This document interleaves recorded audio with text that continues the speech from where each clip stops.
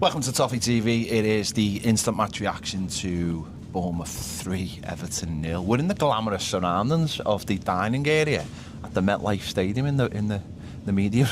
Yeah, it's not.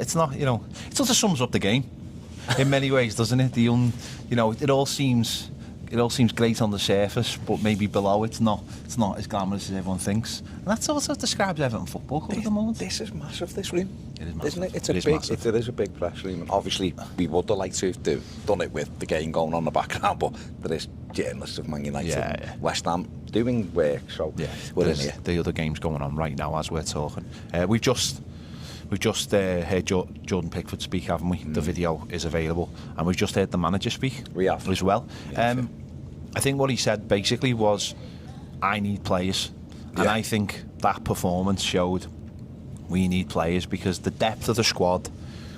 You take a couple away from. I know it's pre-season, but even in pre-season, you've got to be very careful with players because they're not fully fit, and that makes the injuries even worse. You can't even mess about. So, like Sir Michael Keane's probably very little sort of wrong with him, but you can't expose him to that kind of level on the heat and everything. And then and I think that summed up the game. First half, I thought we were really, really, not really good. That's going over the top. No, we were decent. But we were fine, weren't we? I thought we were a better side. Beto had a brilliant opportunity just before the half time just to give us the lead. And then second half, we come out and we looked like we had absolutely no legs about us. Well, I think that's a fair estimation. I think first half, I thought we were the better team, to be fair. I thought when we got to the edge of the box, the final ball was really poor and poor decision making. We got Dwight McNeil in 2 or 3 times early on. He did his final ball, and Jai, brilliant dribbling ability, getting away from plays, and then the last action was under hit or over hit. The manager's mentioned the state of the pitch, as in, wasn't like destroying it, but saying it's it's a little bit longer and all that. Maybe that contributed to a pass not getting there or whatever. But other than that, in the first half, the Beto chance, we also passed up so many opportunities to shoot, and then second half, the minute Billing got an opportunity to shoot, he did, and we 1-0 down. Yeah, and it was them mistakes. David Moyes mentioned about having players missing and players out of position and stuff, but you can see the mistakes were coming through fatigue as well, giving the ball away, that sharpness. And then we've seen Patterson get an opportunity to just smash it out. He takes a touch, it's not great, and then lad smashes it top in. Again, it's a great finish, and it comes off the post and goes in.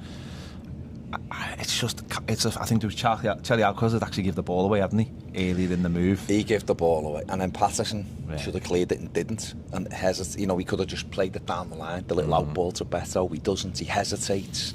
We give it away, and then before you know it, you're 1-0 down. And then the third goal, Jake O'Brien, terrible back pass, leaves Pickford with in no man's land, and they put it in to make it 3-0. And we just. My biggest frustration, listen, I know it's pre-season and I'm certainly not going overboard, but I do feel sorry for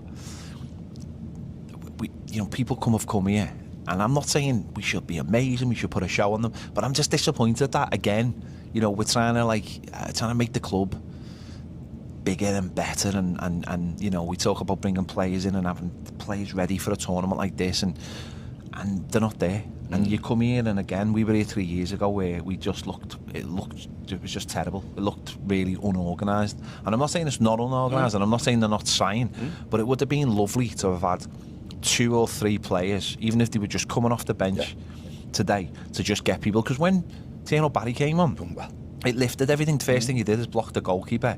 We had a couple of. He looked like he had a couple of moves. He had got brought down when he'd done a little body, body swift. And it would have been lovely for everyone, whether you've travelled in America, whether you've travelled from England, wherever. It would have been lovely to just have those extra players just to build that squad out, because we just look so short. Oh, again, it's a good point. I think West Ham changed 9 players, I think, overall, or 10, and we changed 5 at the most, and one of them. We were playing Bournemouth. I'm watching West Ham on the telly, Bournemouth, and we made. We brought on Yango on basically because Idrissa just didn't have any legs left. And you're right, we've been saying it in the build-up. Want more players because you want to come over here. But I guess this is when we talk about a big job, this is what we're talking about. This is what the manager's been talking about. Everton, and David Moyes will do this, is trying to turn years of mismanagement around, and you look at that squad, and there's no, we were saying, just watching it, weren't we?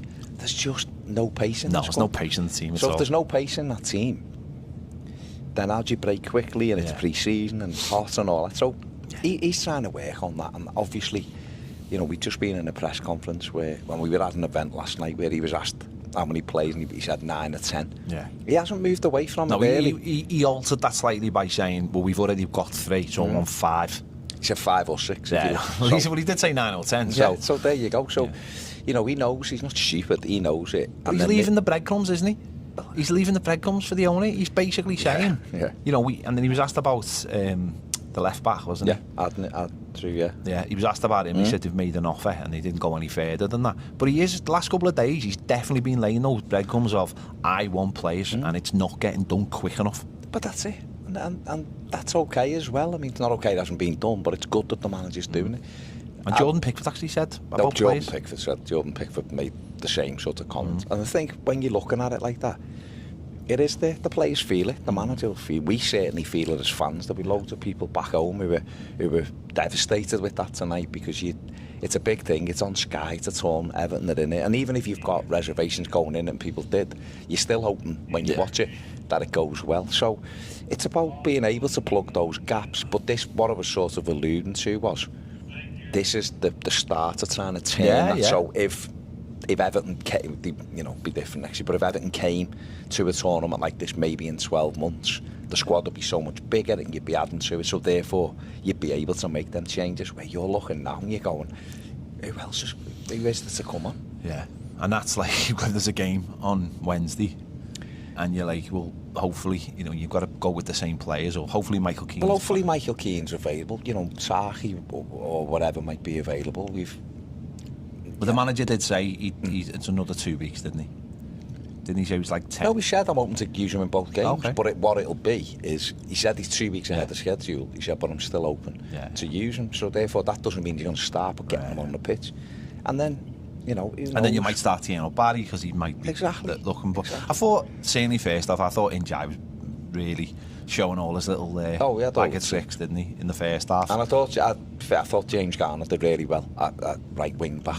Really, I thought he won some good balls through, some really good tackles. I thought he was positive. I thought Irabunan was really positive, and I don't think he's done himself any harm. But it is in a game like this, it changes at half time. There needs to be 3 or 4. I think the thing about that game was it perfectly encapsulates what we don't have. Bournemouth got 3 moments and they took them brilliantly. Like, you know, it's a great finish for the first goal. The second goal the same, you know, because they've got a little bit of pace and a little bit of endeavour. And again, the third, he's on the spot. And I just think we don't have that. We don't have that, like, sort of those players who are in position to pounce on those mistakes, because there isn't that pace there and there isn't that sharpness there. And, you know, again, it's there's 2 more games in this, and you know, Wednesday, I think, is the one where you go where, well, I think, you know, we should be thinking, well, we should be beating West Ham. You know, again. Oh, being certainly. You know. You look at the squad. We'll have to see what the comparable squads and stuff like that. If you're just like on the game, if you look at the game, and again, you're doing it from memory, aren't you? People will have seen replays and everything else, but there wasn't that. The goals that they scored were you know, we did it to ourselves. So therefore, we have got a defence that has lost Brantwaite before he comes. Tarkovsky's not been in, and obviously Michael Keane goes there, and therefore the manager's played a different formation that he doesn't really play. So he's had one defender, and he did point this out in his press conference. And Jake O'Brien's played most games at right back. So what you have to do with that is say, okay, well, hopefully against West Ham, we might have Michael Keane available. We'll have a little bit more of we probably say different formation. But players have still got to make the right choices, and the final ball's got to be a lot better. But it'll be a game.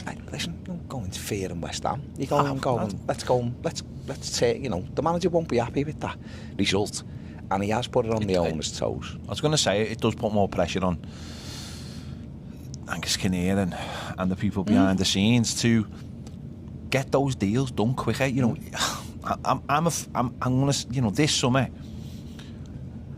there's maybe talk that, you know, we're looking at being hard negotiators. I don't think we've got any room to be hard negotiators. I think if a club say, a player's 40 million. I think we're going to have to play 40 million. We talked today, didn't we? You know, when the stuff come out about Azu and Malik Fofana, who's the other one. He's obviously a very good player. We've spoken about him on the channel for a number of weeks now, on and off, because when he's been linked. If Leon won 40 million, you're absolutely right, because this is a player who will be courted by Champions League clubs if it carries on, and Everton have got maybe one shot to get it done for him before. Who knows what happens? The longer it goes on, people might go, actually, we'll go and get him. He'd be a really good player for Everton. He's a player who look like you can make money on. But we're going to... It's difficult because you want, on one hand, you want the club to be hard negotiators. On the other hand, people will be saying, no, I want players I just don't think we've got any room to do it. No, we probably haven't. Especially with a player who has got Champions League ambitions.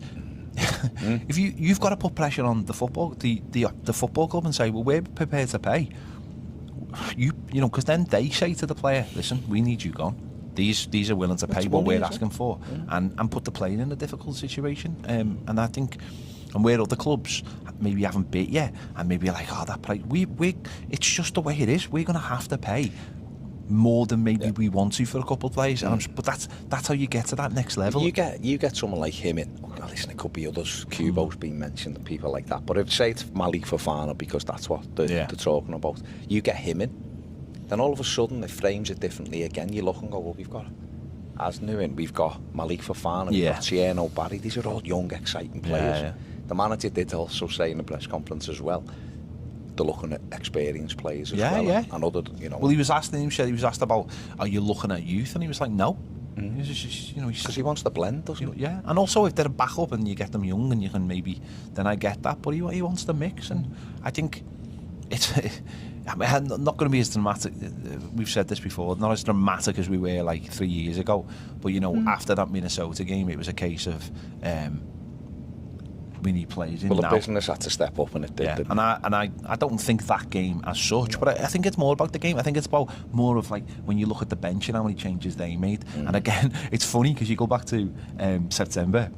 When we played them and they beat us 3-2 at Goodison, it was exactly the same thing, wasn't it? It was the subs and they brought on the 5, and the 5 changed the game because it was freshness, quality was good, and we didn't make those changes, and we're back again against Bournemouth team. We were cursed, you know. But they've definitely got our number at the moment. What did you make of Jordan Pickford saying he doesn't like playing Premier League teams in pre-season? I get that. I think that like it's like I don't know. For years it was obviously you wouldn't do it. Do you?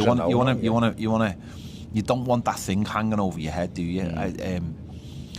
I get. Listen, we're here because of the Premier League. They want to improve the brand. You know, we've seen shirts today from loads of different clubs, not just the 4 that was competing. People are desperate to see Premier League players, Premier League football, and I get that, especially when like the Club World Cup was here, you know, less than a few weeks ago, and that they're trying to push that. You know, you can understand why the Premier League, and they're going to continue to do it, and that's the way of the world, isn't it? It is just the way it is. Yeah. But I think, but we've said this as well. It's that thing of like, maybe it becomes a little bit too much in terms of like the fans expect a level that the players certainly can't and shouldn't be given at this time of the year, and it creates this like you're going for a trophy and blah blah blah, and it's like it's pre-season, like it shouldn't be glamour. It shouldn't really be glamour. I mean, we're old enough to remember when you didn't even know there was friendly games going on abroad. You know, you didn't even know the little town they were playing in. But their guess is it's where it's changed, absolutely. But if you look at it and you say, well, okay, Everton won't play those sorts of Premier League teams, then Everton will play, you know, the teams, Accrington and your Blackburns, but does that get you ready as well? No, I just think we should play 7 matches against their thing. I think it's like it's that thing though, isn't it? It's the way a proper pre-season should be done in many ways. Is every game is a step up from the last one, and I think playing Port Vale on a Tuesday in an empty ground and then stepping up to playing an 80,000 seater stadium, obviously wasn't full, you know, in the heat. Is going to challenge it in a different way, and that I think someone like Moyes and probably a lot of managers would be like, I would love the whole pre-season if it was behind closed doors. Yeah, because it doesn't create any kind of pressure, does it? You can get on with your work. Pre-season was always seen as just a fitness exercise. But we all put a little bit of importance on the results, Yeah. whether we should or we shouldn't, because we all want to just watch Everton doing well. We don't want to see Everton lose, do we ever? We want to believe Yeah. that, look, things have improved and we're going to have a good season. I tell you what, this trip was great till Everton played. Everton doing what Everton do. Nah, mate, come on. There you go, listen. Come on. Wednesday, Keep the faith. Chicago, West Ham United for not finishing third. For not finishing fourth, sorry, I think it's... They're not finishing fourth, so well, Yeah. West Ham currently getting beat 1-0, so come on, United, get another 4. Yeah, could be, yeah. That's If you get the away with big it. one. So, yeah, there you go. We move on. We move on to Chicago for that one. So, yeah, looking forward to it. Looking forward to it. If you were here at the game, well done for turning up and enjoying What did you Everton. think? Enjoying Everton, and well done if you stayed up and watched that entire game back in the UK or Europe or whatever. I mean, it was only 9 o'clock. I know people go to bed early, but if you watch by the the time whole, it finished. if you watch the duration of it, well done, because it was a bit disappointing in the second half. But there you go. There you go. Make sure you check out all our other content, including the blogs, the live shows we're doing, whatever we're doing. Trying to keep pushing stuff out, obviously, while we're here.